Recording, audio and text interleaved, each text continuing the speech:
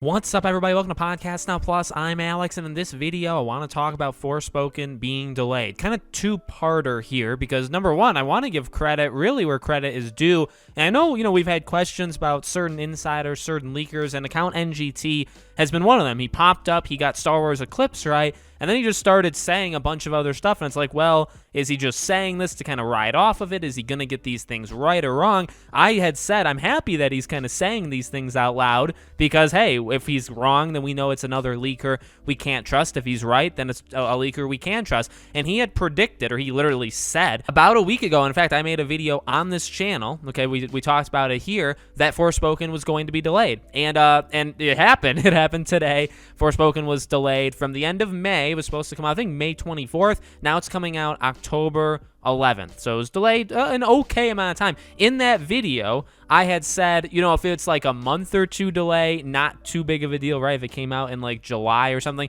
October, just a little bit further on than that. So it's not the worst thing in the world. Well, from a Forspoken point of view, let's just say kind of what we always say, right? And I do believe this, right? A delayed game, totally fine. Take your time to work on it. As long as it comes out better when you delay it than it would have come out if you didn't delay it, then it's worth it. It just 100% is, right? I don't really think anybody has too many problems with that anymore. And this seems to be, I would say, like a quality. This is for quality. This isn't because of stuff around the world over the last 2 year kind of thing. No, this is they just need more time. So take the time you need, make a good game. I'm excited for it. I know, and we've said this before, right? This game seems very divisive. I think you have people that are really pumped for it, and you also have people that are just like, I'm just totally not interested. And both of those are completely fair. I'm into it. I'm going to be getting it day one. I was going to get it day one in May anyway, and now I'll just get it day one in October. From an October standpoint, I think it kind of helps Sony. We've said, we don't really know what Sony is doing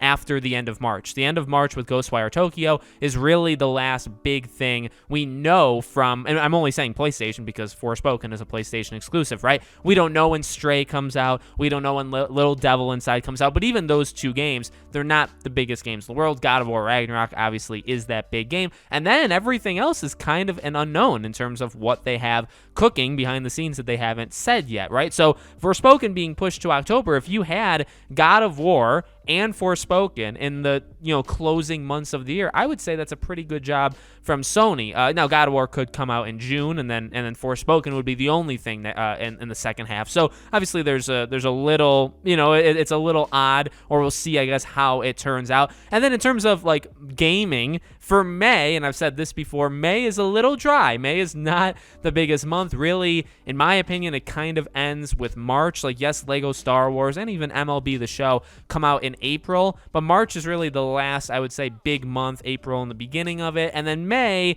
Right now, the games I'm looking at in May are Evil Dead the game and then 2 Point Campus, and neither of those two. I think Evil Dead probably will have some legs, multiplayer, horror, stuff like that, but neither of them are the biggest games in the world. And I'm not saying you have to, but, neither of them are that big. So really, I would say after Lego Star Wars and even MLB The Show, it kind of dries out. Really, we don't know many things that come out June onward to be, we do know a pretty good amount in April and May. They're just not too big. And then again, June onwards, there's really not anything. So it does hurt that. I would say Forspoken being in May kind of fills up, because then you have two small games and then you have a bigger game in Forspoken. Obviously, again, they're not for everybody. I get that, but just, I don't know, in terms of the gaming calendar. So we'll have to see if things get kind of filled up May, June, July, August. July is normally a pretty dead month in terms of gaming, and that's okay, but we'll have to see if it gets filled up. Let me know what you guys think in the comments below. Make sure, as always, you guys are subscribed to the channel. Hit the bell icon so you guys know when all these videos go up. I hope to see you all on tomorrow's video.